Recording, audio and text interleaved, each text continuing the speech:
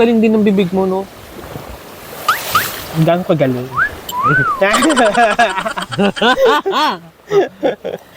Alam niya ng mga 60 person. 20 lang. Kala ko 60. Grabe yung magbilang.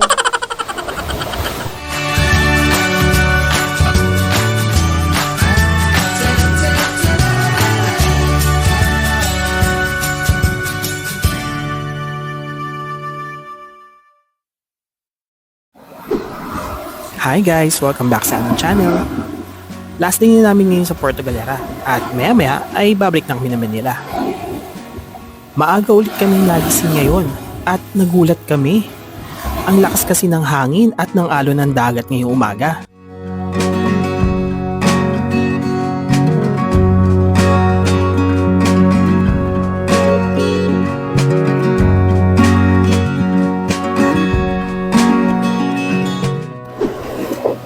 Good morning!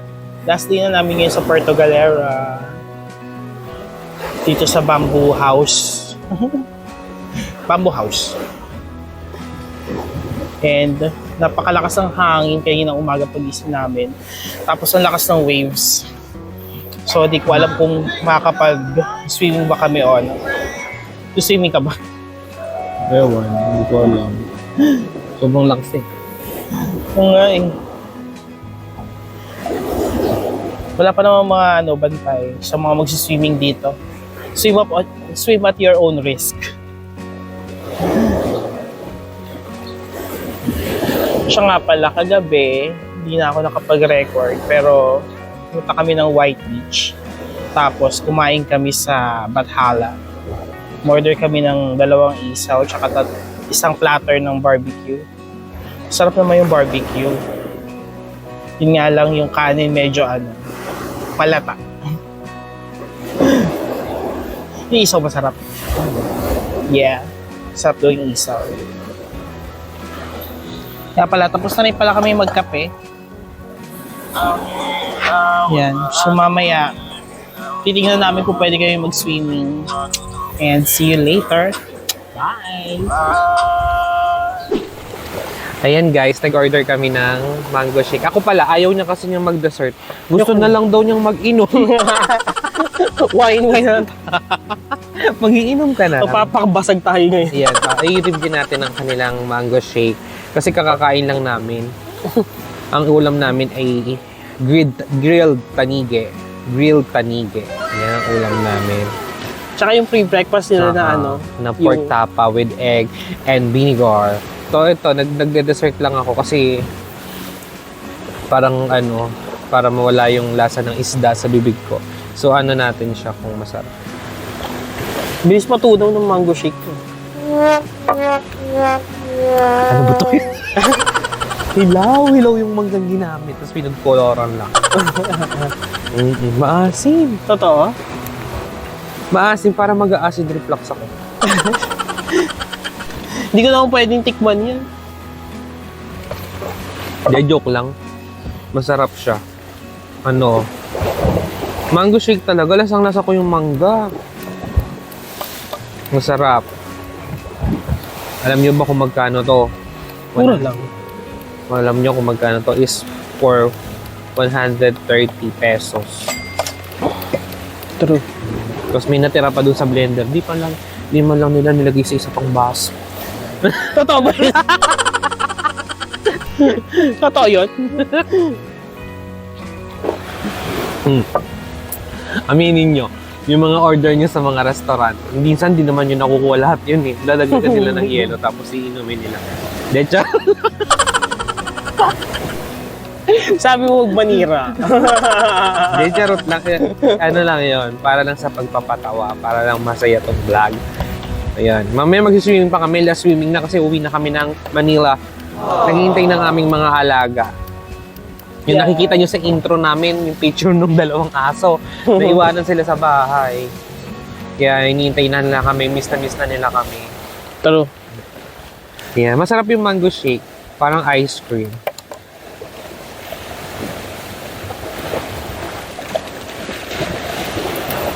Pero yung tanong kanina yung yung booking.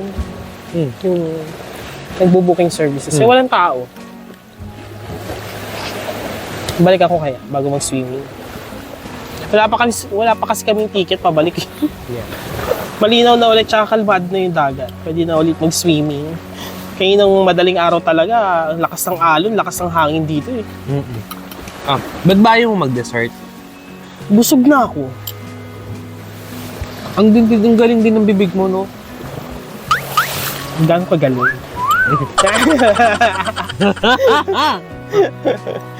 Alam niya ng mga 60 person. 20 lang. Alam ko 60. Grabe yung magbilang. Alam nyo guys, itong baso na to, di ba 130 to? Ngayon, pag nilagyan mo siya ng naka-fold na ganyan, po-fold mo muna yung tissue ng ganito. Na. Trivia yan. Pag yan, nilagay mo dito, for only 150 na to. Bakit? Oh, mahal yung tissue. 150 ng presyohan niya. 20 pesos yung tissue. Oo. Pag nilagyan mo siya ng tissue ganyan, aminin nyo, di ba pag yung drinks nyo may pa-tissue ganyan, mas mahal. Pero pag nakahubad lang, yung baso nakahubad lang na ganyan, 130 lang. Kaya pag plastic ka ng straw, magkano? Pag plastic ang straw, 140. Ah, mas mahal.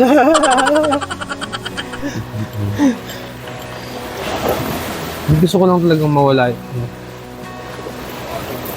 Oh my. Saka sakit na talaga ng balat ko. Naiiwan yung asin sa buka. Kahit nagsasunblock ako. Ang nipis ng balat mo naman. Pero ako parang hindi naman sumasakit yung balat ko. Hindi ako nagsasunblock. Yan, pag uwi ko damage na yung mukha ko. Walang sunblock, walang moisturizer. Di ba damage na yun dati pa? Masakit po naman magsalita. Happy anniversary! Di ba damage na yan? Para naman may damage pa yan na. Mukha ba damage? Kaya na nga pala, nabasa yung mic namin. Pinagalitan na naman niya ako. Di ko kasi napansin na nasa short ko pala yung mic. Tapos nailusong ko na ng konti. Tapos naramdaman ko may mic pala sa bulsa ko. Sabi siguro ng mga tao dito. Ba naman yan? O-order na lang ng mango shake, isang baso lang. Nadumihan lang yung blender. Ay, wow. Ano ba yun? Order ng pa-isa-isa. Nadumihan lang yung ano. Pag ganyan sila kaangal, huwag mo nang bayaran. Pero lang yun. Kidding aside guys, pag wala kami masasabi dito sa pag nag-i-stay namin dito sa Puerto Galera. Actually, pag sabi ko, parang nasabi ko na yata sa vlog din na pang second time around na namin dito. Diba? Sobrang ganda dito, peaceful. Kung ang hanap mo yung, ikaw ba yung tao na introvert? Ikaw ba yung tao na naghahanap ng kapapasyalan pero gusto mo may katahimikan? Punta ka dito sa Bamboo Beach House. Bukod sa mura lang yung accommodation nila. Tapos yung accommodation nila, bamboo house din. Pero konkreto naman siya. Pero yung dingding, yung ceiling, makikita nyo din sa vlog namin na bamboo din. Di ba? Ang ganda ng sobrang ganda. Saka ang linis ng mga room, ang linis ng mga towel, ang babango ng mga bedsheet, mga kumot nila, ang linis, ang bango-bango ng Tapos mandinis din yung CR, mainit yung tubig, may sila, may ang tawag doon? Water heater. Water heater din sila. Sarap. Relax ka talaga. Tapos hindi ganun ka-crowded, hindi ganun karami yung tao. Mamaya papakita namin sa inyo yung mga clips na nagsiswimming din kami dito sa harapan lang ng Bamboo Beach House. Sobrang tahimik. Parang parang nag-rent ng isang beach resort. Parang exclusive lang para sa'yo. Ganun yung mapi-feel mo eh. Kaya guys, visit na. Siyempre, pag kayong lahat ay pumunta dito sa Bamboo Beach House, hindi na ganun yung mapi-feel nyo. Hindi na to exclusive. Kasi madami na kayo. Hindi, pero masaya din siguro pag marami. Mas parang feeling mas safe mag-swimming kasi marami kayo. Pag you can watch each other pag nagsiswimming. You can watch each other? Oo, kasi minsan di ba pag nag-swimming tapos malakas yung waves, parang nakakatakot lumayo. Saka ang kagandahan kasi ng dagat nila dito, walang high tide, walang low tide. Laging may tubig. Diba? Tapos may mga isda. Tapos hindi pa yan, yung ipasok mo yung mga clips dito na ano, yung parang nag-snorkeling ka din kasi may mga pag sumisid ka dyan, tapos basta may goggles ka, makikita mo talaga yung ano, yung mga isda.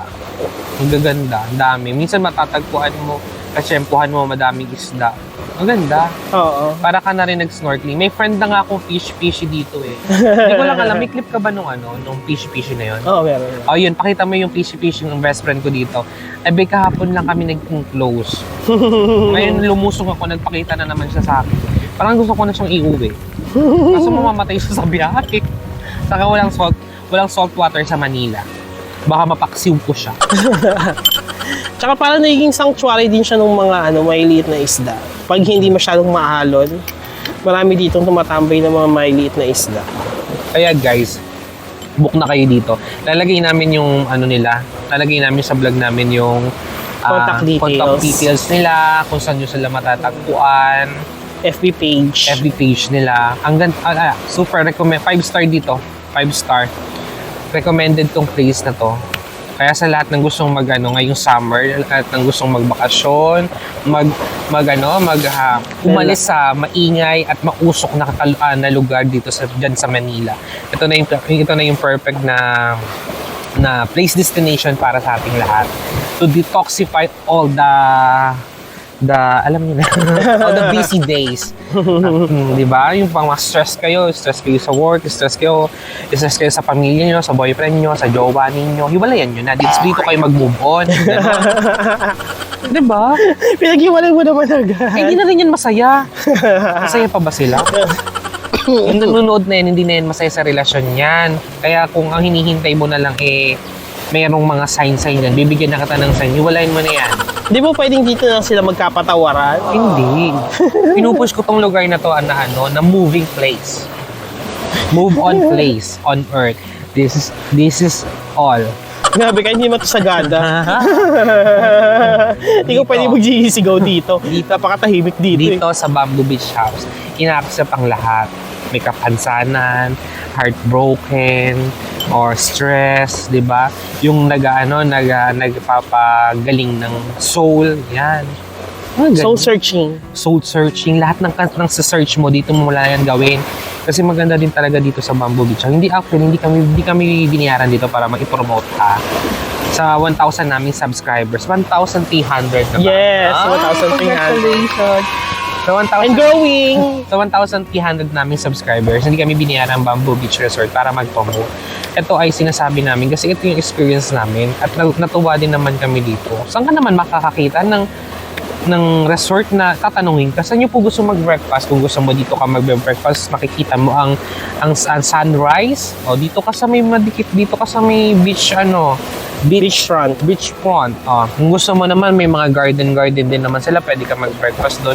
Pwede ka rin mag-breakfast doon sa mismong restaurant nila. Doon sa Bamboo House. Sa Bamboo House. Maganda rin naman doon. Pero kami kasi, mula nung unang punta namin dito talaga namin gusto. Ito talaga yung perfect spot namin para kumain, para mag-inom, itong place na malapit sa beach. Kaya sulit na sulit din yung 3 days namin stay dito. Kaya guys, medyo mahaba na tong vlog namin. So, come and visit Bamboo House, Beach, Lodge, and Restaurant. Ayan, pinasa na niya. Sa inyo, para buong-buo nyo na. Makikita nyo rin yung sa Agoda. Try nyo, i-visit nyo yung Agoda nila. I-visit nyo yung kung magkano yung mga room rates nila dyan. Makikita nyo ang mura lang. Kahit sabi mo pang may tax yan, mura pa din yan. Kasi komportable naman yung stay nyo dito for your vacation. Sobrang sulit.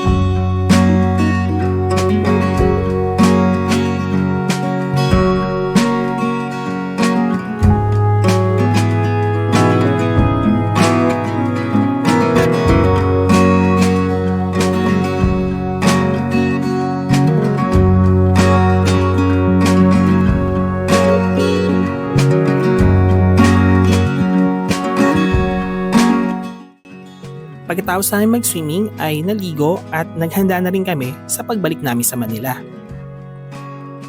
Hindi na kami nakapag-land tour, island hopping o nakapag-try ng mga water activities. Talagang sinulit na lang namin ang peaceful at quiet ambience ng bamboo house dito sa Puerto Galera. Sobrang enjoy pa rin naman kahit wala kaming other activities. Tsaka, hindi pa naman ito ang huling pagpunta namin dito.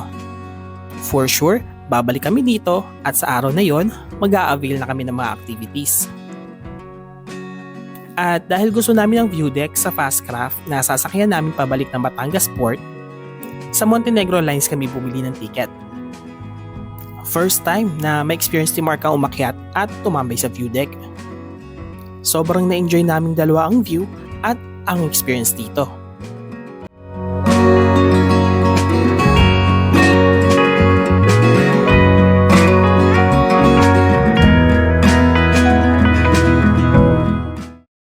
Pagkatapos ng mahigit isang oras na biyahe sa dagat ay nakarating na kami ng Batangas Port. At pagkatapos ay sumakay na kami ng bus na papuntang Cubao. Nasa tapat lang pala ng entrance ng passenger terminal ang mga bus pabalik na Manila. Pagdating naman sa Cubao ay mag-jeep na lang kami para makauwi sa aming bahay. And that's it guys! Maraming salamat sa panonood and see you ulit sa aming next video. Bye!